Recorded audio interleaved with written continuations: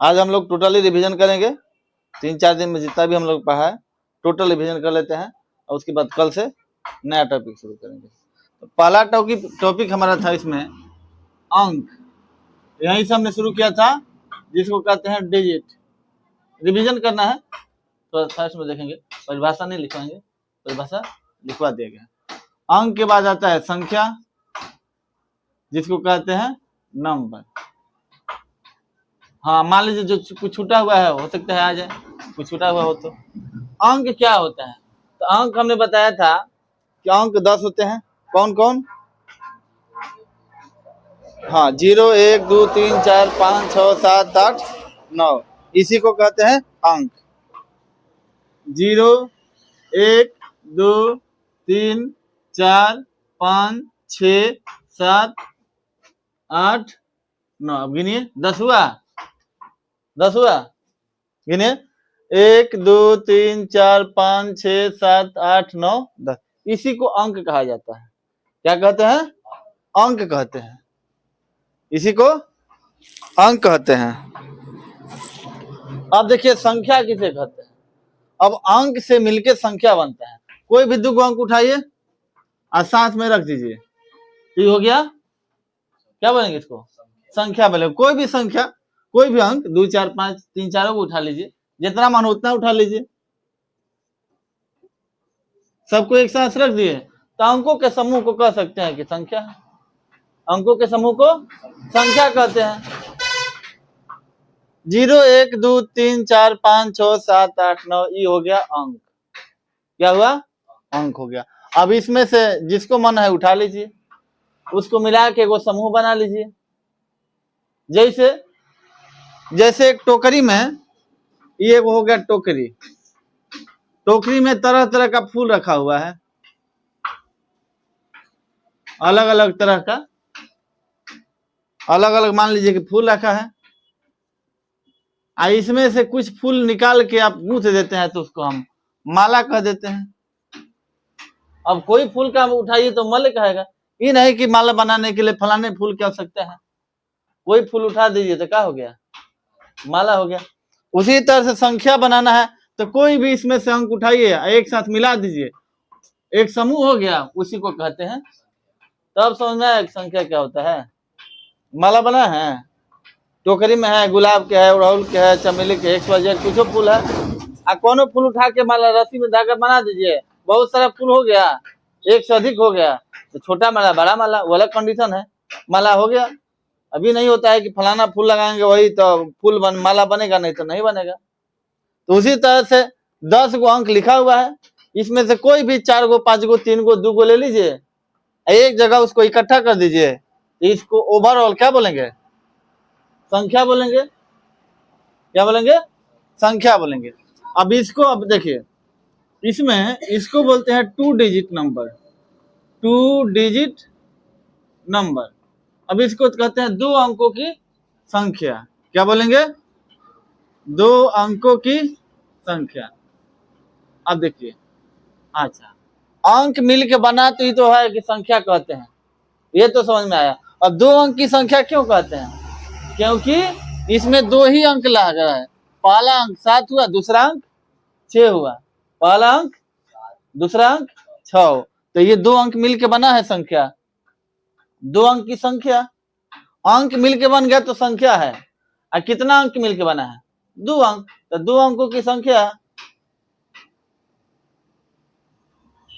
अब ये देखिए इसमें कितने अंक की संख्या है? 4 अंक। कैसे? अच्छा, अंक से मिलके बना है तो ओवरऑल संख्या ये है, क्या बोलेंगे? संख्या। अच्छा, कितने अंक है? 4, 1 अंक, 2 अंक, 3 अंक, 4 अंक, 4 अंक है, 1 अंक, 2 अंक, 3 अंक, 4 अंक, तो 4 अंक हो गया। इसको क्या बोलेंगे? 4 अंकों की संख्या।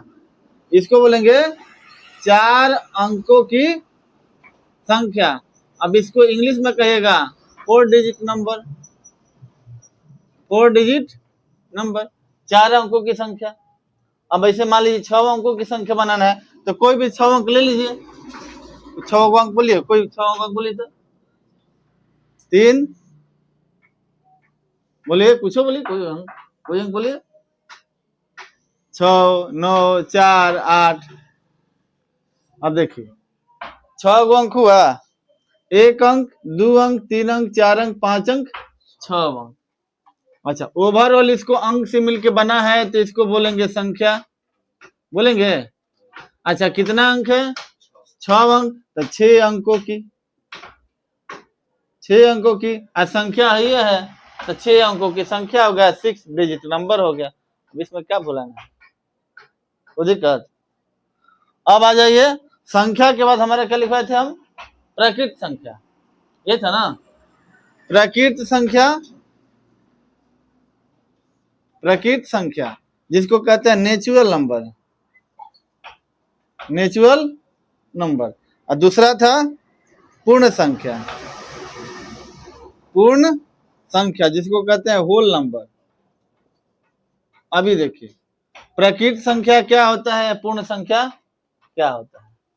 प्रकृत संख्या का मतलब होता है गिनती की संख्या को प्रकृत संख्या कहते हैं, गिनती की संख्या को प्रकृत संख्या। अब गिनती कहां से शुरू करते हैं? 1 से ही ना, कि 0 से? गिनती 0 से शुरू नहीं होता है।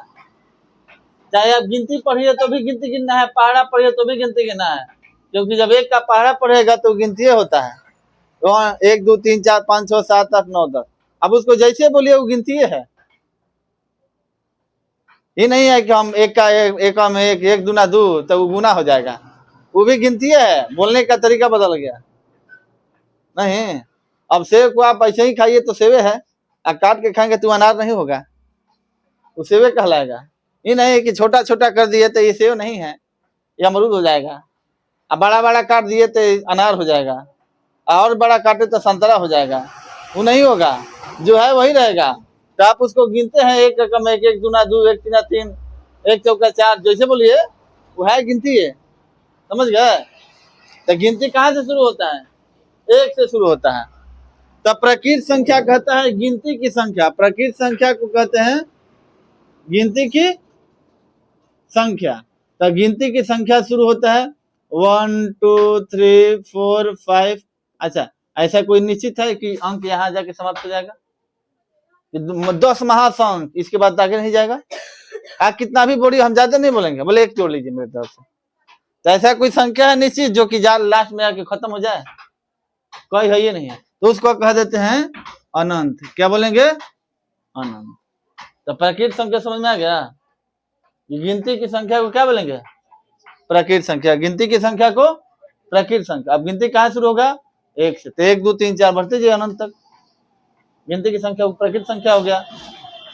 अब आ गया पूर्ण संख्या।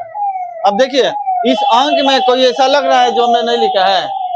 याद ध्यान दीजिए, ये जो अंक है, ये अंक है, इसमें ऐसा कोई है जो यहाँ पे नहीं लिखा हुआ है? कौन है? 0 है। अब ये पूरा करना है। पूर्ण मतलब क्या हुआ कि हमको जो छूटा हुआ है उसमें पहले छूटा हुआ था उसको जोड़िए, पूरा कीजिए, वही पूर्ण संख्या हो गया। तो इसको तो आप लिख दीजिएगा, क्योंकि इसी को तो पूरा करना है। तो जो खाली है पहले वो तो लिख दीजिए, 1 2 3 4 डॉट डॉट अनंत, ये लिख दीजिए। अब इसमें छूट क्या रहा है? 0, तो इसमें 0 लिख दीजिए। तो इसी को कहते हैं पूर्ण संख्या। जब प्रकृत संख्या के समूह में 0 जोड़ेंगे, प्रकृत संख्या को उठा के लिख दिए, ये देखिए, ये हो गया आपका प्रकृत संख्या, ये प्रकृत संख्या है। इसके समूह में 0 क्या किए? अलग से लगा दिए, तो क्या बन गया? पूर्ण संख्या। क्या बना? पूर्ण संख्या। तो प्रकृत संख्या याद है कि गिनती की संख्या को क्या कहते हैं? प्रकृत संख्या। अब प्रकृत की संख्या के समूह में 0 लगा दिए तो हो गया 0 1 2 3 4 5 6 अनंत तक चले जाइए, तो इसको कहते हैं पूर्ण संख्या। कोई दिक्कत? आगे बढ़ा जाए, जहां दिक्कत होगा वहां बोलिएगा। अच्छा, इसके बाद क्या था? सम संख्या, यही था ना, सम संख्या, सम। अच्छा, पूर्णांक था, देखिए पूर्णांक। अच्छा, पूर्णांक किसको कहते हैं? इंटेजर।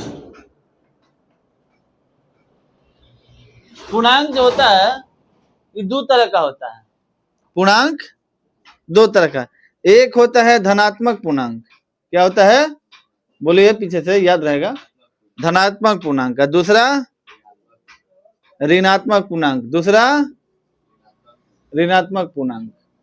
धनात्मक पूर्णांक को कहते हैं पॉजिटिव इंटेजर, क्या कहते हैं पॉजिटिव इंटेजर, और ऋणात्मक पूर्णांक को नेगेटिव इंटेजर।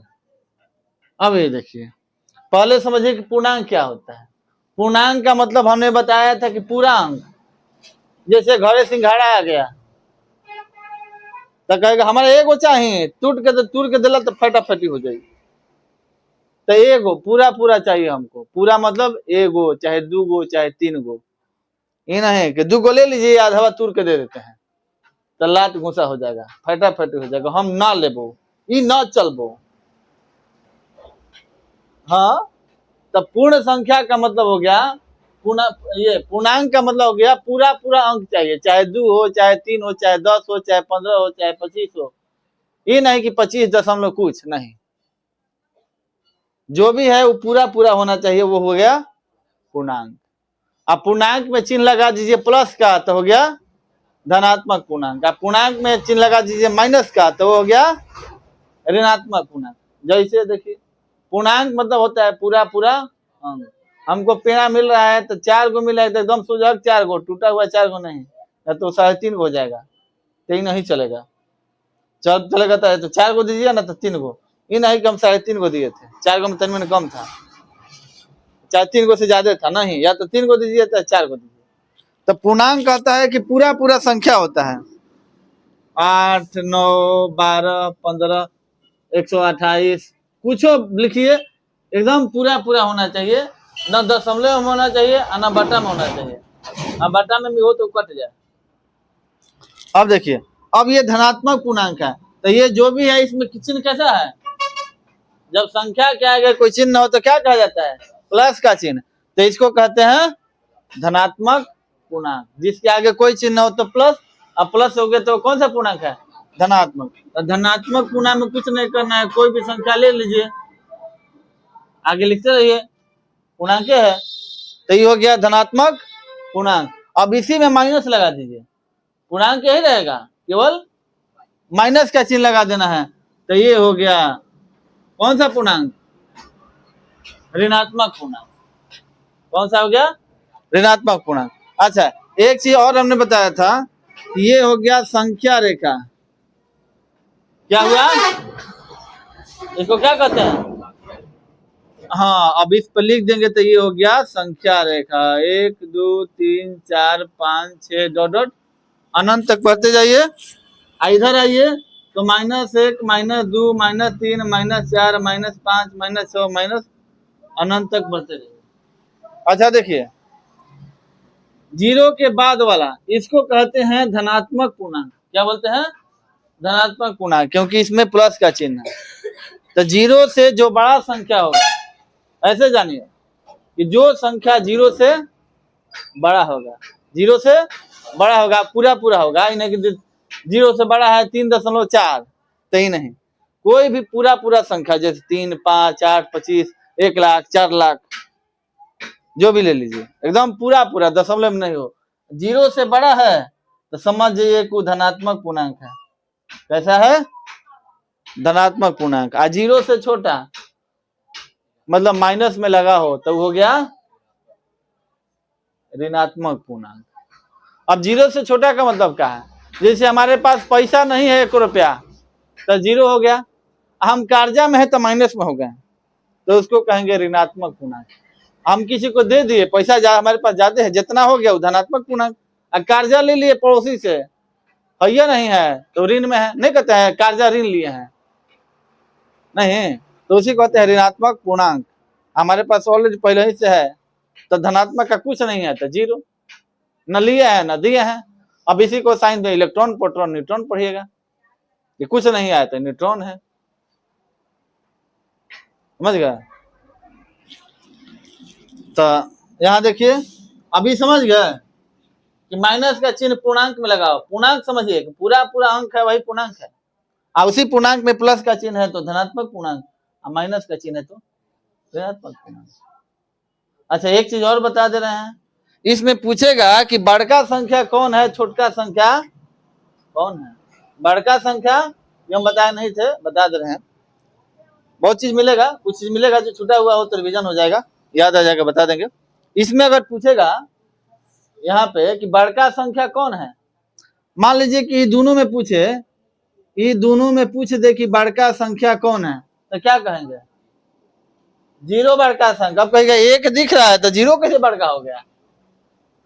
प्रश्न आएगा कि दिख रहा है एक है जीरो है, तो जीरो तो एकदम कुछ नहीं है, तो जीरो तो मतलब बड़ा होना चाहिए, तो नहीं, जीरो बड़ा नहीं होगा। एगो और तरीका जान लीजिए, ये क्या बोलते हैं, माइनस एक बड़ा नहीं होगा, दिख रहा है माइनस एक बड़ा लेकिन होगा नहीं। अब कैसे, यो जान लीजिए। एक तरीका और जान लीजिए पहचानने का, देख के पहचानने का, कुछ नहीं पता है तब, एकदम याद हुआ कुछ नहीं है, खाली देख के समझना चाहते हैं बड़ा है कि छोटा है, तो एक लाइन में याद रखिए कि दाहिने साइड वाला जो होगा वो बड़का होता है। जो दाहिने साइड में होगा, दाया बाया समझ में आता है कि जो हाथ से खाते हैं वो दाहिना, अब बाकी जो बचा, अब दो हाथवे है, एगो जान गए तो दूसरा बाकी एक न बचेगा। अभी मत कहेगा मेरा 3 गो हाथ है, ठाकुर दे दिया है, जो ठाकुर लिया था ना कि हाथ मुझे दे दे ठाकुर, और वही हाथ ठाकुर आके दे दिया तो मेरा 3 गो हाथ गया। 2 गो हाथ है, एगो दाहिना तो एगो बाया, तो दाहिने की ओर यानी ये जो हाथ होगा ये वाला, इस साइड ये देखिए, तो इधर बाया इधर दाया है, दाया है, तो दाया जो होगा ना वो बाया के अपेक्षा बड़ा होता है, चाहे वो कहीं ले लीजिए। दाहिना की संख्या, दाहिने की संख्या बाई ओर की अपेक्षा बड़ा होता है, तो इसके दाई ओर है, तो इसके हिसाब से तो जीरो बड़ा होना चाहिए। अब कहीं जीरो कैसे बड़ा होगा, एक और उदाहरण लीजिए, देखिए जैसे 2 आदमी है, जैसे मान लीजिए कि यहाँ पे 2 आदमी खड़ा है, 2 आदमी खड़ा है, एगो के पास 0 रुपया है, कितना है 0 रुपया, और 0 रुपया मतलब यही है कि ना इसी को कुछ दिया है रुपया, ना ही किसी से लिया है, समझ गए। इसके पास 0 रुपया मतलब कुछ रुपया नहीं है, मतलब ये ना किसी को दिया है, इसके पास पैसा भी नहीं था कि किसी को दिया है, और ना किसी से। अभी हो गया -1, यानी एक कर्जा में 1 रुपया है, कर्जा में 1 रुपया है। -1 का मतलब क्या हुआ, कर्जा लिया है, ऋण में है, न कहते हैं कर्जा ऋण लिया, उधार लिया है, ऋणात्मक चिन्ह यानी ऋण लिया है। अब अगर कहा जाए कि दोनों को हम 1 रुपया देते हैं, इसको भी 1 रुपया दिया गया, इसको भी, अब दोनों के पास कै रुपया बचा, इसका 1 रुपया मिला तो उधारी चुकाने में चल गया, जो कर्जा लिया है तो जैसे देखा कर्जा, जैसे कर्जा लिए थे, जैसे देखा पैसा रहा, पैसा दीजिए हमारा, तो आके तो ले लिया जाए, खत्म। अब इनके पास कै रुपया बचा, कुछ नहीं, 0 रुपया हो गया, इनके पास हो गया 0 रुपया, लेकिन ये आते ही इसका 1 रुपया बढ़ गया, तो कौन बड़ा है बड़ा है ना, तो छोटा हो गया है, तो समझ जाइए। अब समझ में आया कौन बड़ा है। इसके बाद भी अगर नहीं आए तो ये समझ लीजिए कि जो संख्या दाईं ओर रहता है वो हमेशा, जैसे देखिए अब आपसे पूछा जाए कि 4 बड़ा है कि 5, तो क्या कहेगा, 4 है कि नहीं, दाहिने वाला बड़ा नहीं होता है इसलिए 4 बड़ा होगा। पॉसिबल है कि 4 से बड़ा 5 से बड़ा 4 हो जाए, नहीं, तो 4 से बड़ा कौन होगा, तो देखिए 5 दाहिने ओर है। तो पहचान का अगर कुछ समझ में नहीं आ रहा है तो एक लाइन में यही समझिए कि दाहिने ओर की संख्या बाएं की अपेक्षा बड़ा होता है। -1 से बड़ा 0 है, 0 से बड़ा 1 है, 0 से बड़ा 2 है, तो जो दाईं ओर है बाएं की अपेक्षा बड़ा है, और -6 की अपेक्षा -2 बड़ा है, क्योंकि ये दाईं ओर है, क्योंकि ये, समझ गए। ऐसे भी समझिए कि 6 रुपया कर्जा में, 2 रुपये कर्जा में है, ये जो है 6 रुपया कर्जा में है, और ये 2 रुपया कर्जा में है। अब उसको दोनों को 2-2 रुपया, पड़ोसी आया, मान लीजिए कोई रिश्तेदार आया और दोनों को 2-2 रुपया दिया, इसका कर्जा खत्म हो गया, ये अभी कर्जे में रहेगा, क्योंकि 2 रुपया कर्जा में रहेगा, तो 6 रुपया कर्जा लिया था, 4 रुपया भी कर्जा में है, तो ये कर्जे में है, वो 0 हो गया, तो बड़ा कौन है, ये वाला, समझ गए। अब आगे देखा जाए तो ये समझिए कि जो दाहिने ओर रहेगा वो क्या रहेगा, वो संख्या बड़ा होता है। जो दाईं ओर रहेगा क्या रहेगा, कैसा रहेगा, दाईं ओर वाला बड़ा रहेगा और बाईं ओर वाला छोटा रहेगा। याद कीजिए, दाईं ओर वाला बड़ा और बाईं ओर वाला छोटा। कोई दिक्कत? अच्छा, इसके बाद क्या था, सम संख्या। सम संख्या समझ जाइए तभी सम संख्या आ जाएगा।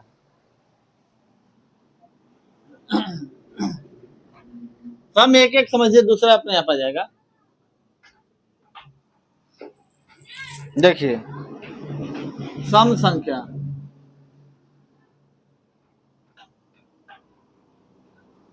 सम संख्या और दूसरा हो गया विषम संख्या।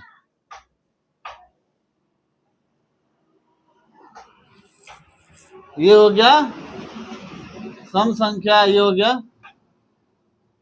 विषम संख्या। और उसके आगे क्या था, भाज्य संख्या, भाज्य संख्या, अभाज्य संख्या। अब ये देख, सम संख्या इवन नंबर, विषम संख्या ऑड नंबर, यही था ना, भाज्य संख्या कंपोजिट नंबर, अभाज्य संख्या प्राइम नंबर, यही था। अब देखिए सम संख्या क्या होता है, परिभाषा हमने दो तरीके से बताया था। पहला तरीका सिंपल ये है, वो याद नहीं रखना है। पहला सिंपल तरीका है कि जो संख्या 2 से कट जाए, जो संख्या 2 से कट जाए वो सम संख्या है। जो संख्या 2 से कट जाए सम संख्या है। अब उदाहरण जैसे लीजिए, सम संख्या कहेंगे 2 से पूर्णतः विभाजित, 2 से पूर्णतः विभाज्य या विभाजित जो कहिए, बात है नहीं, 2 से पूर्णतः विभाज्य। जैसे अब ये देखिए, ये 2 से कट जाएगा। अब 2 से कैसे कटेगा, तो भागा दीजिए, नहीं आ रहा था, 2 से भागा दीजिए, 2 7 14 कट गया, ऊपर सूत्र 8, 2 चौका कट गया, शेषफल 0, यानी कट गया तो समझेंगे कि ये संख्या सम संख्या है। तो जो संख्या 2 से पूर्णतः विभाजित हो जाए वो क्या हुआ, सम संख्या हुआ। क्या हुआ, सम संख्या हुआ। अब विषम संख्या कह रहे थे, इसका अपोजिट कर दीजिए, ये विभाजित है 2 से तो क्या हुआ, सम संख्या। विभाजित है तो, अब विभाजित नहीं है तो, जैसे ले लीजिए 1 4 9, अब इसको 2 से भाग देना है। देखिए 2 7, ऊपर से 9 कट उतरा, 2 चौका 1 बच गया, तो बच गया मतलब कोई विभाजित नहीं हुआ। अगर शेषफल कुछ बच जा रहा है तो समझ जाने कि वो विभाजित नहीं हुआ। शेषफल 0 है तभी विभाजित है, अन्यथा विभाजित नहीं है।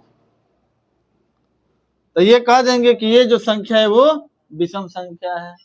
एक और परिभाषा था रटने वाला, कौन था, कि जिसके इकाई अंक पे 0 2 4 6 8 हो, वो संख्या क्या होता है, सम संख्या होता है।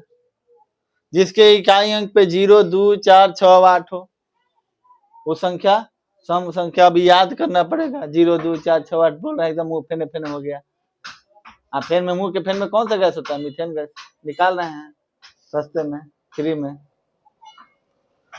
भैंस जैसे, भैंस गाय जब जैसे देखे जानवर जुगाली करता है तो फेन निकलता है, तो उसका तो क्रिया है कि जुगाली करेगा तो भोजन पचाएगा।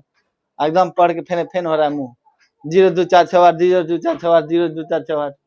तो समझिए कि जो संख्या 2 से विभाजित हो। अच्छा आप ही बताइए कौन आसान है, 0 2 4 6 8 0 2 4 6 8, सिंपल एक लाइन समझिए कि 2 से कट गया, विभाजित है। अब भागा देना नहीं है तो चलो पानी लीजिए, उसमें डूबिए, तैरिए, जो कर रहा है कीजिए। भागो देना नहीं आया तो कैसे आएगा। तो जो संख्या भाग दे दीजिए, जो संख्या 2 से कट गया वो संख्या सम संख्या, और 2 से विभाजित नहीं है, 2 से पूर्णतः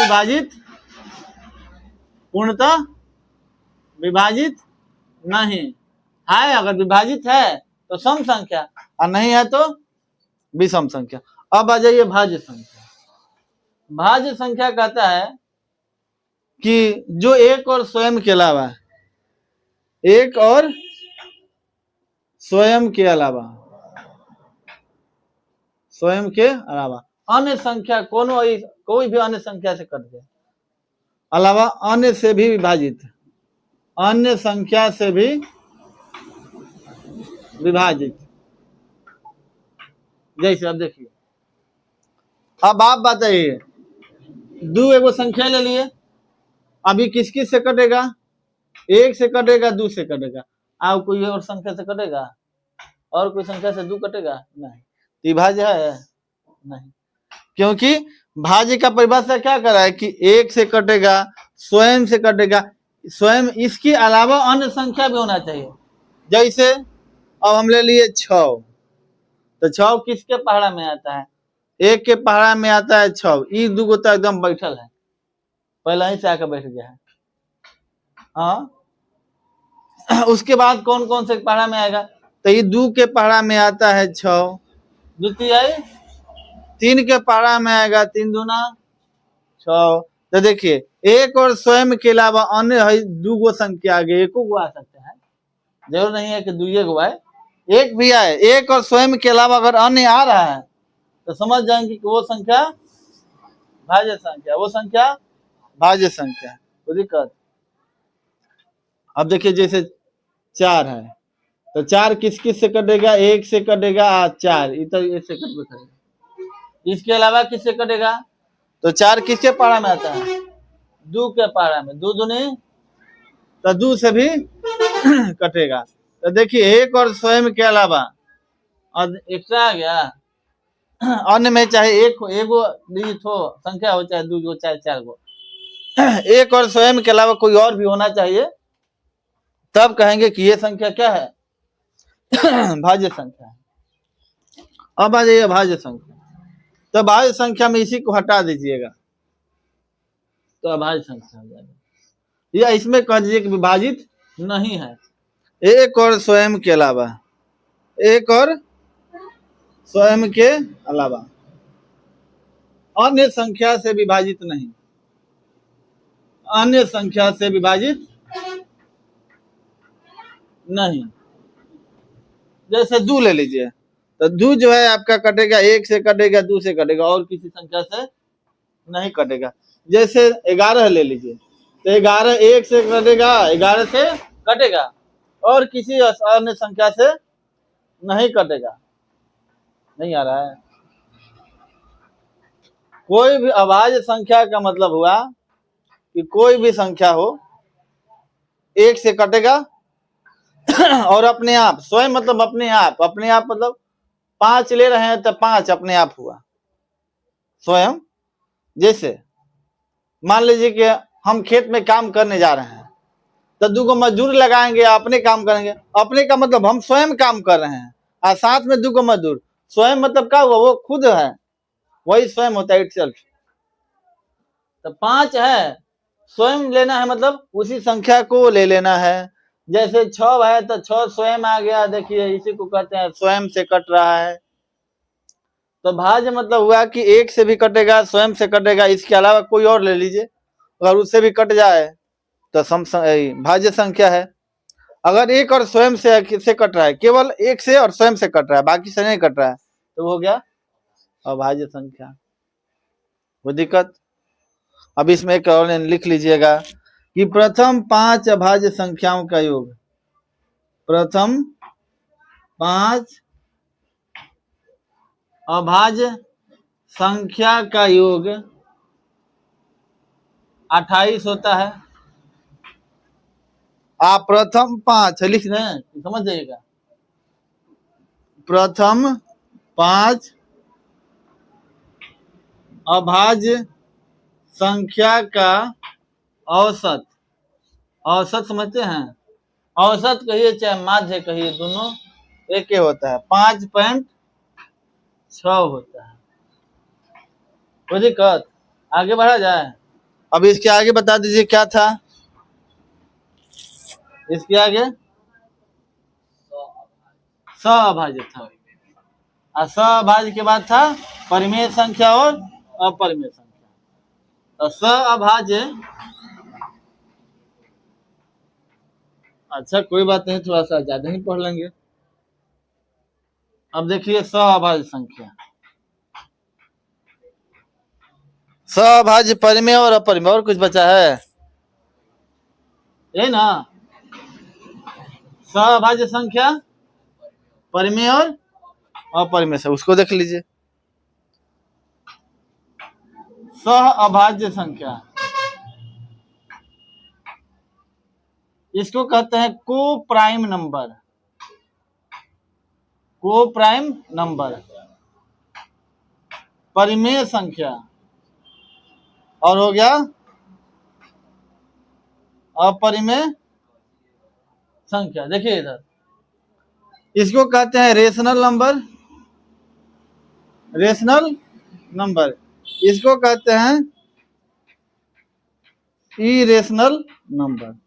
अब ये देखिए सअभाज्य संख्या क्या होता है। सअभाज्य कहता है कि कोई दुगो संख्या ले लीजिए, कोई दुगो संख्या, इसका एचसीएफ का मतलब होता है मसौ। अगर एचसीएफ एक आ जाए तो वो संख्या सअभाज्य संख्या है। अब मसौ निकालना सिखाएंगे तो बताएंगे कि मसौ कैसे आता है। ऐसे आपको आना चाहिए, पूरे 5 क्लास में पढ़ना है, 5वीं क्लास में पढ़ना है मसौ क्या होता है, 4थे क्लास में। तो देखिए अभी इतना आप इतना याद कीजिए कि सअभाज्य संख्या मतलब वैसी दुगो संख्या, एगो नहीं आता है, साथ में जब भी आएगा ये अकेले नहीं चलते, डराता है, कहता ना हम अकेले ना जाएंगे, लेकिन भीड़ ज्यादा नहीं लगाएंगे।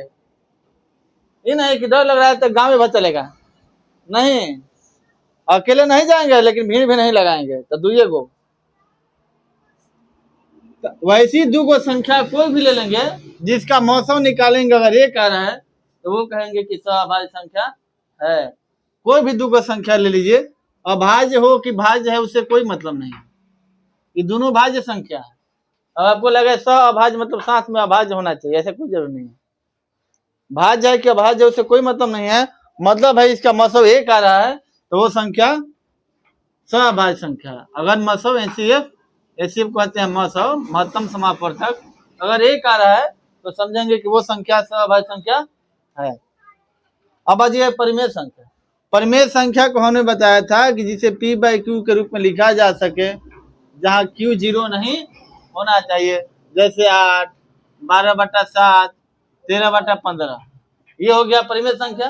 अच्छा एक और चीज हमने बताया था कि परिमेय संख्या जो है वो रूट में नहीं होना चाहिए, अगर रूट में है भी तो वो बाहर निकल जाना चाहिए, वही हो गया परिमेय संख्या। जैसे √25 तो वर्गमूल निकालेंगे तो 5 होगा, वर्गमूल हम आगे पढ़ाएंगे कि वर्गमूल कैसे निकलता है। तो परिमेय संख्या का परिभाषा हो गया कि बाटा में रहेगा तो Q जी नहीं होगा, P/Q यानी अंश और हर के रूप में रहेगा, उसमें हर 0 नहीं होना चाहिए, और नहीं तो कोई भी संख्या रूट में अगर है तो निकल जाना चाहिए, तो वो परिमेय संख्या हो जाएगा। अपरिमेय का मतलब होता है कि P/Q के रूप में नहीं लिखा जा सके, इसे P/Q के रूप में नहीं लिख सकते हैं। आप सिंपल एक और फॉर्मूला जान लीजिए कि जो रूट में बच जाए उसी को कहते हैं, क्या कहते हैं, अपरिमेय संख्या। क्या कहेंगे, अपरिमेय संख्या। जो रूट में बच गया वो हो गया अपरिमेय संख्या, जो रूट में रहा, रूट से बाहर निकल गया तो परिमेय संख्या, और रूट में रह गया तो अपरिमेय संख्या। कोई दिक्कत? अब ये जितना हम लिखवाए, आज कौन दिन है, बुधवार, यानी शनिवार को हम इतना जितना हम परिभाषा लिखवा दिए और शनिवार को चेक करेंगे, फिर अगले क्लास में पढ़ेंगे क्या, विभाज्यता का नियम। ठीक।